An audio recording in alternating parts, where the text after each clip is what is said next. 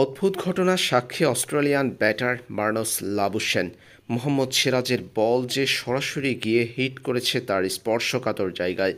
মাঠে অস্ট্রেলিয়ার ব্যাটিং ইনিংসের শুরুর অংশে লাঞ্চ বিরতির পর এমন অদ্ভুত ঘটনা ঘটে। মার্নাস লাবুশেনে ব্যাটিং করছিলেন, ৩৩তম ওভারের খেলা চলছিল।